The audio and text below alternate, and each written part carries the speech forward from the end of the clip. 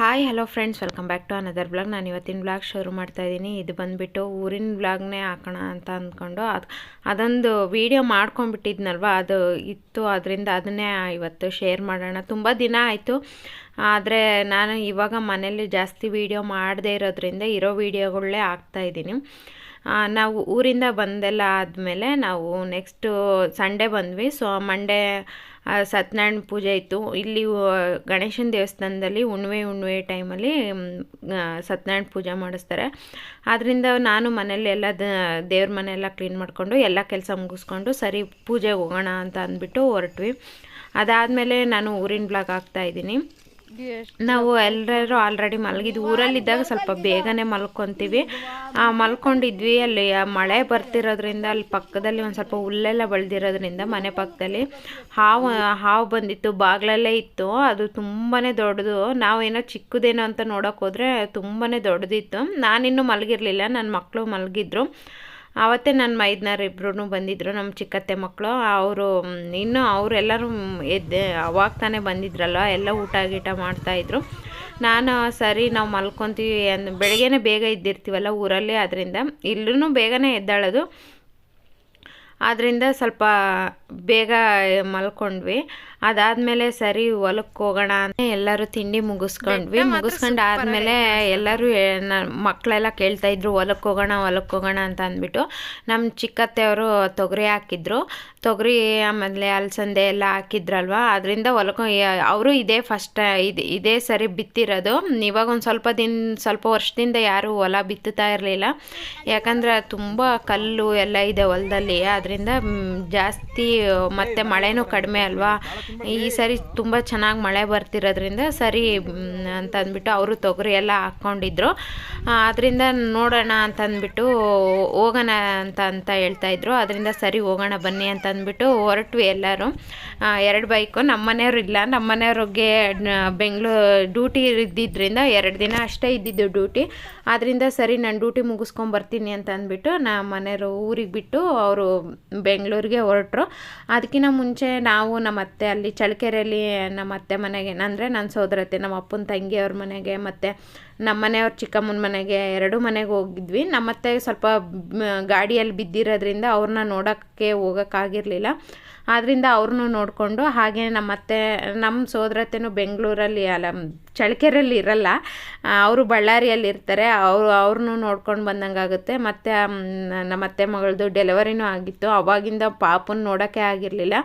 ಆಗಲೇ ಒಂದು 6-7 ತಿಂಗಳಾದ್ರೂ ನೋಡೋಕ್ಕೆ ಆಗಿರಲಿಲ್ಲ. ಅದರಿಂದ ಅವರು ಎಲ್ಲ ಬಂದಿದ್ರಲ್ವ, ಹಂಗೆ ನೋಡಿಕೊಂಡು ಹೋಗೋಣ ಅಂತ ಅಂದ್ಬಿಟ್ಟು ಊರಿಂದ ಬರ್ತಾ ಹಂಗೆ ಅಂದವೇ ಚಳ್ಳಕೆರೆಗೆ ಹೋಗ್ಬಿಟ್ಟು ನಮ್ಮ ಅತ್ತೆರ ಮನೆಗೆ 2 ಮನೆಗೂ ಹೋಗ್ಬಿಟ್ಟು ಅವ್ರನ್ನೂ ನೋಡಿಕೊಂಡು ಅವ್ರನ್ನ ಮಾತಾಡಿಸ್ಕೊಂಡು ಆಮೇಲೆ ನಾವು ಊರಿಗೆ ಬಂದ್ವಿ. ನಮ್ಮ ಮನೆಯವ್ರ ಊರಿಗೆ ಬಂದಾದಮೇಲೆ ನಮ್ಮ ಮನೆಯವ್ರು ನಮ್ಮನ್ನು ಡ್ರಾಪ್ ಮಾಡಿಬಿಟ್ಟು ನನಗೆ ಡ್ಯೂಟಿ ಲೇಟ್ ಆಗುತ್ತೆ ಅಂತ ಅಂದ್ಬಿಟ್ಟು ಅವರು ಹಾಗೇ ಹೊರಟ್ಬಿಟ್ರು. ಊಟ ಮಾಡಿಕೊಂಡು ಹಾಗೇ ಹೊರಟರು.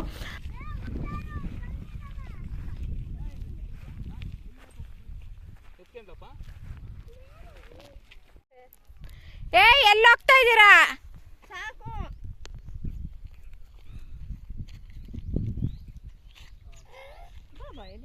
ನಾನು ಅಪ್ಪ ನೋಡ ನೀರು ಬರ್ತಿದೆ.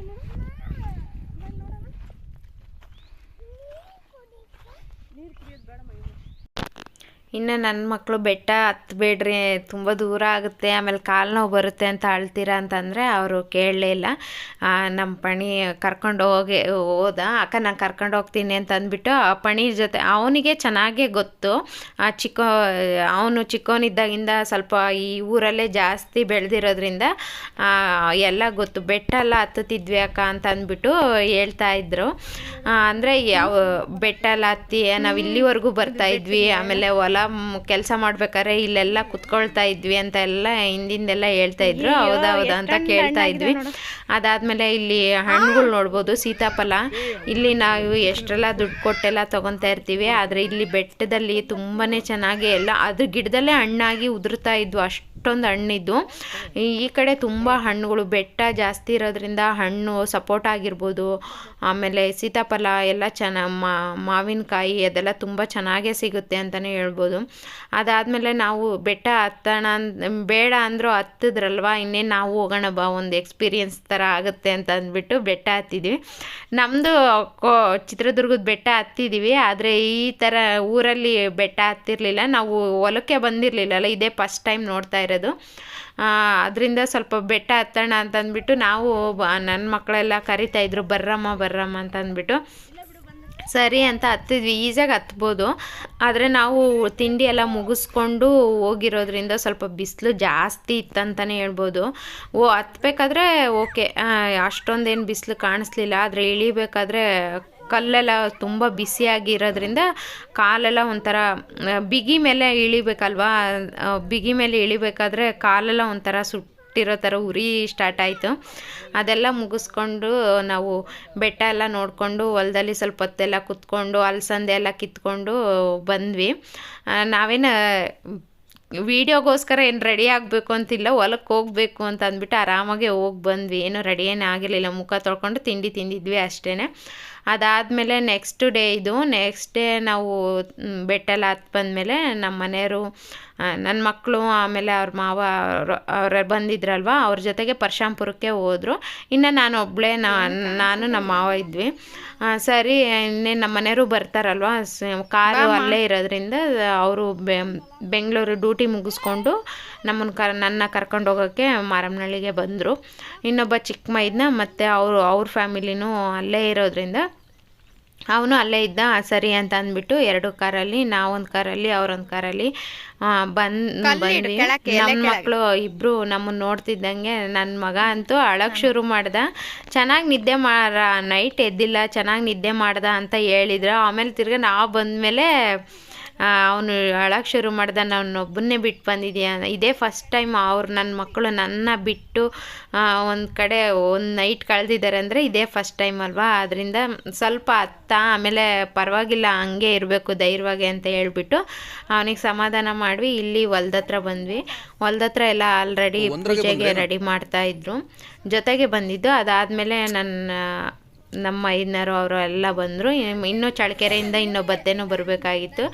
ಅವರು ಅವ್ರ ಮಕ್ಕಳು ಎಲ್ಲ ಬಂದಮೇಲೆ ಪೂಜೆ ಸ್ಟಾರ್ಟ್ ಮಾಡೋಣ ಅಂತ ಅಂದ್ಬಿಟ್ಟು ಇವಾಗ ಎಲ್ಲ ಹೊಲದಲ್ಲಿ ಮಾತಾಡಿಕೊಂಡು ಆರಾಮಾಗೆ ಪೂಜೆಗೆಲ್ಲ ರೆಡಿ ಮಾಡ್ತಾಯಿದ್ರು. ಇನ್ನೇನು ಪೂಜೆ ಮುಗಿಸ್ಕೊಂಡು ಮನೆ ಹತ್ರ ಹೋಗೋಣ ಅಂತ ಅಂದ್ಬಿಟ್ಟು ಪೂಜೆಗೋಸ್ಕರ ಎಲ್ಲರಿಗೂ ಒಂದು ಸ್ವಲ್ಪ ವೆಯ್ಟ್ ಮಾಡ್ತಾಯಿದ್ರು. ಒಂದು 9 ಗಂಟೆಗೆ ಪೂಜೆ ಆಗಬೇಕು ಅಂತ ಇದ್ದರು. ಅದರಿಂದ ಎಲ್ಲರೂ ಬರಲಿ ಅಂತ ವೆಯ್ಟ್ ಮಾಡಿಬಿಟ್ಟು ಪೂಜೆಗೆಲ್ಲ ಹೊಸ ಬಟ್ಟೆ, ಪಂಚೆ, ಟವಲ್ಲು ಎಲ್ಲ ತಗೊಂಬಂದಿದ್ರು.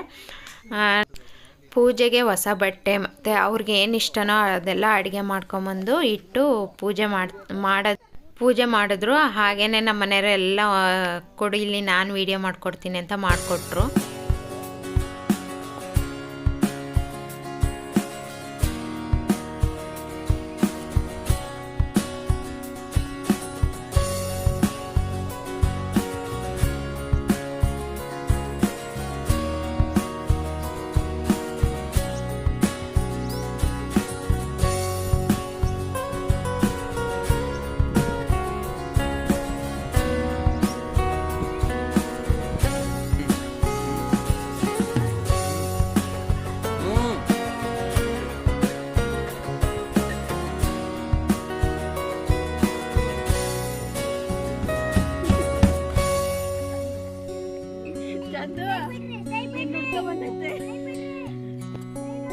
ಏನಮ್ಮ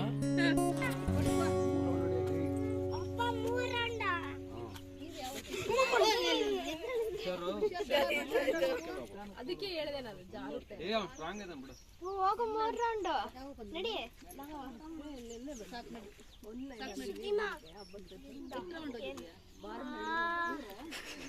ಏನಾಯ್ತು ಬೇಡ ಅದಂಗೆ ನೀನ್ ಮಾತ್ರ ಮಾಡ್ತೀಯ ಅಲ್ಲ ಕೇಳುತ್ತೆ ಅದು ಇದು ಹಚ್ಚಿದ್ರೆ ಕೆಳಕಿತ್ಲಾಗೆ ನೋಡಿಲ್ಲ ಹೇಳು ಬಾ